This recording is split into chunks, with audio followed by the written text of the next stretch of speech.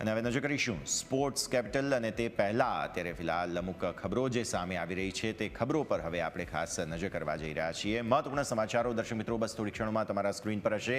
એક ઇનપુટ જે સામે આવી રહ્યા છે, પૂર્વ આઈએએસ પ્રદીપ શર્મા અત્યારે ફિલહાલ દોષી જાહેર કરવામાં આવ્યા છે।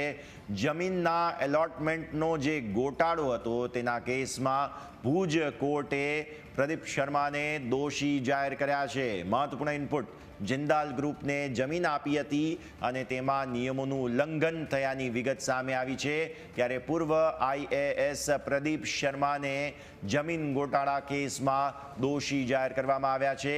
સંવાદદાતા જય અત્યારે ફોન લાઈન પર આપણી સાથે। જય, આ જમીન અલોટમેન્ટનો કેસ હતો જેમાં પૂર્વ આઈએએસ પ્રદીપ શર્માને દોષી જાહેર કરવામાં આવ્યા છે, અન્ય શું વિગતો સામે આવી રહી છે? યસ, વાત કરવામાં આવે તો જે પૂર્વ આઈએએસ પ્રદીપ શર્મા હતા તેમના વિરુદ્ધમાં એક કેસ ચાલતો હતો। કેસની અંદર અત્યારે ભુજ કોર્ટ દ્વારા તેમને દોષી જાહેર કરવામાં આવે છે।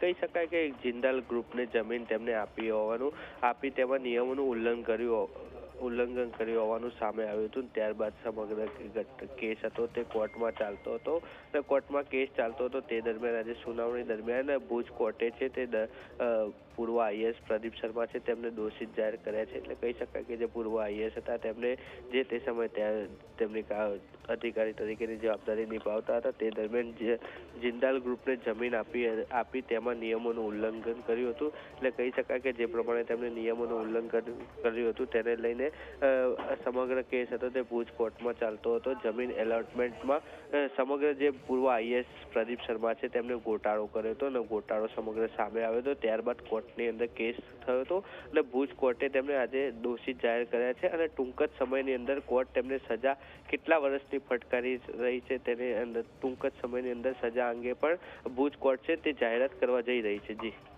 બિલકુલ જય, ખૂબ ખૂબ આભાર આપનો અમારા સાથે જોડાવા માટે અને આ સમગ્ર અપડેટ માટે।